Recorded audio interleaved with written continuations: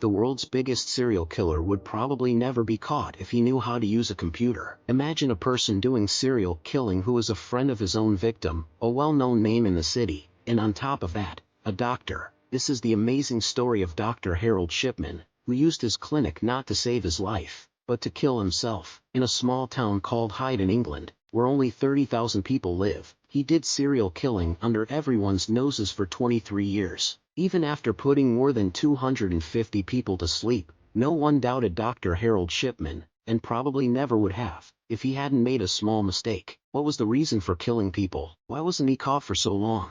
And what clue did the police get that unmasked the killing that had been going on for years? Welcome to the current Chronicles' videos once again. Viewers, Dr. Harold Shipman used to run his clinic in a small town called Hyde near Manchester in England. The total population here was about 30,000. And 3,000 of them were patients of Dr. Shipman.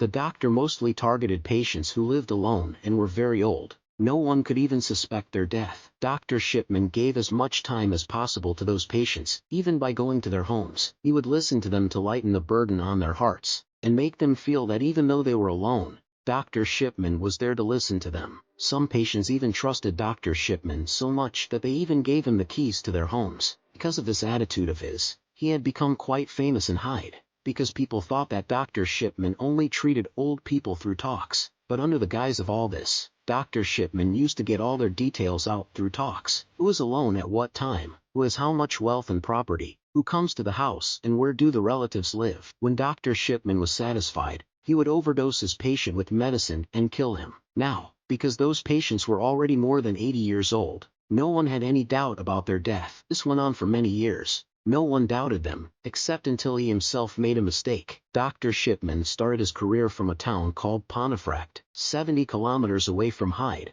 where he worked in a hospital. Then in 1974, he left Pontefract and went to Todmorden, where he became the position of general practitioner at the Abraham and Merritt Medical Center. Here, during his job, he was caught prescribing a large quantity of a drug called pethidine to some patients, which he had to use himself. Pethidine is actually a painkiller, but it is a very addictive medicine. Dr. Shipman was addicted to pethidine and he deliberately prescribed this medicine to his patients. He would give a little to them, while he himself used a large amount, while the patients did not even need this little medicine. This would make the patients feel very good after taking this medicine, when in fact they did not know that they were doing drugs. This was the reason why Shipman's patients were attracted to him even though they did not want to. After being caught, the hospital administration fired Dr. Shipman and the matter reached the point of his license being cancelled. But Shipman gave a fine of £600 and got himself admitted to a rehabilitation center, which saved him from his license being cancelled. After spending a little time in the rehab center, when everyone forgot him, he came to Hyde in 1977, where he became the general practitioner at the Donnybrook Medical Center. In the 1980s, he kept practicing on the position of GP, and in the meantime, he did not quit drugs and did not find an opportunity to kill old patients. But the frequency of these murders increased a lot from 1993, when he opened his own clinic in Hyde and made a good name in the city. For the next few years, the matter went on like this and no one doubted the doctor's actions. For the first time in March 1998, Dr. Linda Reynolds, who worked in Brooke Surgery, another hospital opposite Shipman's clinic, expressed concern about the high mortality rate among Shipman's patients. She said that Shipman, who runs only a small clinic, has lost 16 patients in the last 3 months, while during this period, Brooke Surgery, which has 3 times more patients than Shipman's clinic, has only lost 14 patients. This doubt increased further when it was found that after the death of Dr. Shipman's 16 patients, he was not buried, but burned. Let me tell you here that most Christians bury their loved ones after death. Only a few people decide to burn them. Dr. Linda expressed her suspicion in a report to the coroner of Manchester, which also wrote with all these details that most of these 16 patients of Drive Shipman were old women who were found dead in their homes. And it is not always a coincidence that at the time of the death of most of these patients, Dr. Shipman was alone in their home. Dr. Linda said that most of the deaths in the house are on the bed, but the death of Dr. Shipman's patients was in a strange way sitting on a chair in well-dressed clothes. And secondly, at that time either Dr. Shipman was at his house or he went to the same house for the first time and found the patient dead, which cannot be normal in any way. An investigation was also carried out on the basis of this report, but the police did not find any solid evidence against Dr. Shipman, and this investigation was closed after a month. When Dr. Harold Shipman's patients died, he himself signed the form. Form B is the form that the doctor who treats the patient has to sign, in which he writes the cause of the patient's death. But the problem was that the Form C, which the other doctor has to sign, was also mostly signed by Shipman's friends, doctors, or those people who did not doubt him. In this way, Shipman wrote fake information in the death certificates of his patients and sent them for cremation easily, and no one had any doubt.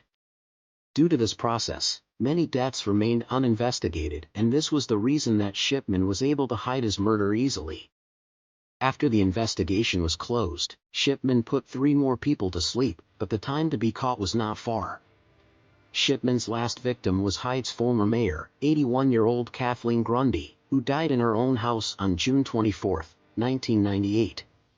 And here too, Dr. Shipman was the last person to see Kathleen alive for the last time. She later signed the death certificate and wrote the cause of death as old age. Kathleen's daughter, Angela Woodruff, herself was a lawyer who doubted her mother's insistence on death when she received a will from her mother in which she had written the name of her home, Dr. Shipman. Dr. Shipman was very close to that family, and finding a home in the will did not become the basis of suspicion. In fact, Angela was suspicious that her mother had 2 homes, while the will mentions only 1 home. This makes it clear that this will was written by someone who did not know about the other house, and it was Dr. Shipman. Angela Woodruff went to the police, who resumed the investigation. Kathleen Grundy's body was dug up and sent for autopsy. It was found that there were a lot of traces of morphine in her body. When the police asked Dr. Shipman, he said that Grundy was a heroin addict and he had written this on his computer before treating her. Dr. Shipman had recently started making entries in a computerized medical journal. But he did not know that he had entered the date before death in that entry, but the last edit date of that file is automatically saved in the computer. When the police checked the entries in that computer, they found out that Shipman had made this entry after Kathleen's death. This alone was not enough to arrest Shipman. In fact, the police also found that typewriter, which was used to write a false will. It was found that some characters in Shipman's typewriter were bad, and exactly the same characters were also missing in Grundy's will. On September 7, 1998, the police arrested the well-known doctor of Hyde, Harold Shipman. When this was revealed, those people also came forward whose loved ones Shipman had killed before. They had doubts, but they could not raise their voices in front of the well-known doctor of the city. The police also investigated 15 other patients who had died at the hands of Shipman some time ago. A special pattern was seen in all these cases, in which the patient was given a lethal dose of morphine. He himself signed their death certificate and wrote old age in the cause of death. Shipman himself also advised cremation so that all evidence is erased after burning. During the Shipman inquiry, all the cases of the patients who had died in Shipman's care were reviewed.